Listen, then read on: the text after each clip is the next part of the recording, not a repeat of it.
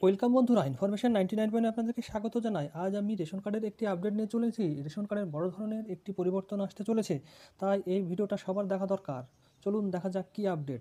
আপনার ration card বাতিল হতে পারে 1 মে তারিখ থেকে।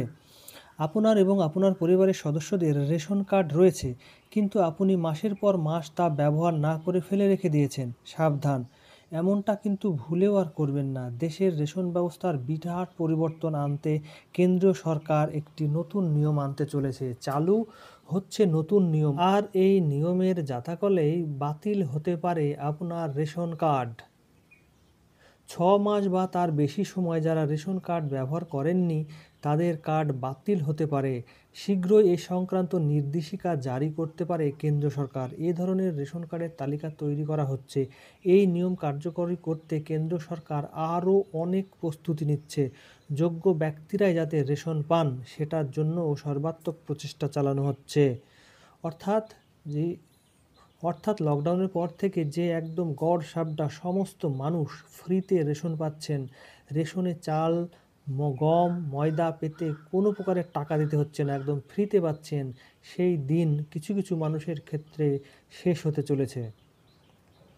যারা সত্যিই রেশন পাওয়ার যোগ্য, তাদের জন্য একটি বড় খবর আসতে চলেছে। একই সঙ্গে যারা অযোগ্য রয়েছেন, রেশন নিচ্ছেন, তাদের জন্য একটা বড় খবর। মে মাস থেকে যোগ্য উপভোক্তাদের জন্য যেমন সহজ ব্যবস্থা হচ্ছে, ঠিক তেমনই অযোগ্যদের বিরুদ্ধে কঠোর ব্যবস্থা নিচ্ছে সরকার।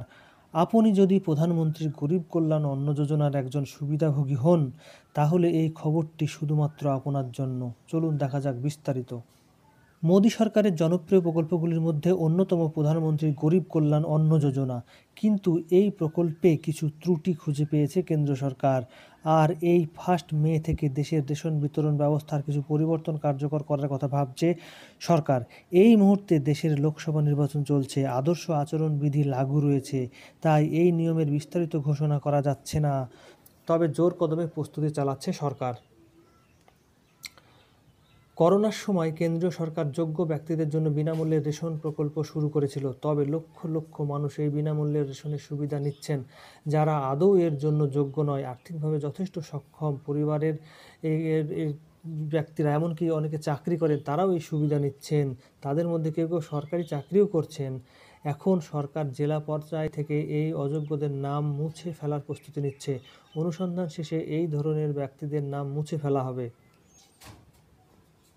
এছাড়াও বিনামূল্যে গম, চাল সহ অন্যান্য শস্য কম ওজনে উপভোক্তাদের দেওয়া হচ্ছে বলেও অভিযোগ উঠছে রেশন ডিলারদের বিরুদ্ধে। সরকার দীর্ঘদিন ধরে চলে আসা এই সমস্যা সমাধানের প্রস্তুতি নিচ্ছে। এমনকি পরিস্থিতি কেন্দ্র সরকারের খাদ্য ও উপভোক্তা বিষয়ক মন্ত্রক পাবলিক ডিস্ট্রিবিউশন সেন্টারগুলির জন্য একটি নতুন নীতি তৈরি করছে। এই ধরনের অভিযোগ পেলেই রেশন ডিলারদের লাইসেন্সও বাতিল হতে পারে।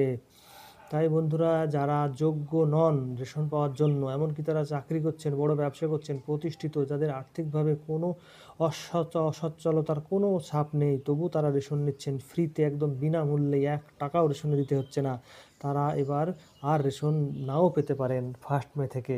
তো বন্ধুরা, ভিডিওটি ভালো লাগলে একটি লাইক করবেন আর চ্যানেলটি অবশ্যই সাবস্ক্রাইব করুন। ধন্যবাদ, সুস্থ থাকবেন, ভালো থাকবেন।